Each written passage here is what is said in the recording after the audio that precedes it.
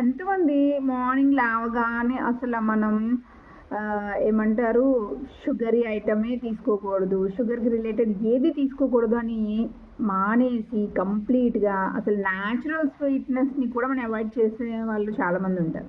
But మీకు ఇక్కడ విషయం చెప్తున్నాను, న్యాచురల్గా దొరికే ఏ స్వీట్ థింగ్స్ అయినా, లైక్ ఫర్ ఎగ్జాంపుల్ డేట్స్ కావచ్చు, లేదంటే ఫ్రూట్స్ కావచ్చు, ఇలాంటివి ఎర్లీ మార్నింగ్ మనం తీసుకోకపోయినా, అంటే లైక్ డయాబెటీస్ లేదంటే ఏదైనా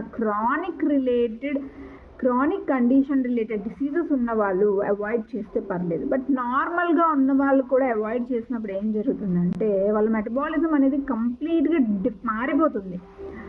అది ఎంతవరకు మారడం అనేది రోజంతట్లో అస్సలు షుగర్ కంటెంట్ తీసుకోవట్లేదు, అసలు న్యాచురల్ షుగర్స్ కూడా అవాయిడ్ చేస్తున్నారు అంటే అది కొంచెం కొన్నిసార్లు వాళ్ళకి డ్రాస్టిక్ చేంజెస్ని తీసుకొచ్చేస్తుంది. వాళ్ళ బాడీ అనేది దాన్ని అడాప్ట్ చేసుకోగలుగుతుందో చేసుకోలేదో అన్నది కూడా మనం చెప్పలేం.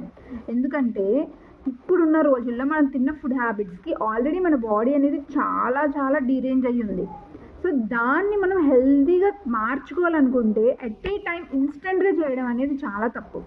స్లోగా అంటే బయట దొరికే ఆర్టిఫిషియల్ నుంచి న్యాచురల్కి వెళ్ళి న్యాచురల్ నుంచి ఇంకా స్టిల్ న్యాచురల్ దానికి మారాలి తప్ప అట్ ఏ టైం ఒక డ్రాస్టిక్ చేంజ్ తీసుకొచ్చి మన బాడీని కన్ఫ్యూజ్ చేసేసి మన ఇమ్యూన్ సిస్టమ్ని డిస్టర్బ్ చేసేసి అలాంటివన్నీ అస్సలు చేయకండి, ఓకే? ఎందుకంటే దానివల్ల మన బాడీ సడన్గా డీరేంజ్ అయిపోయి దాని నుంచి కోలుకోవడానికి చాలా టైం పడుతుంది, ఓకే?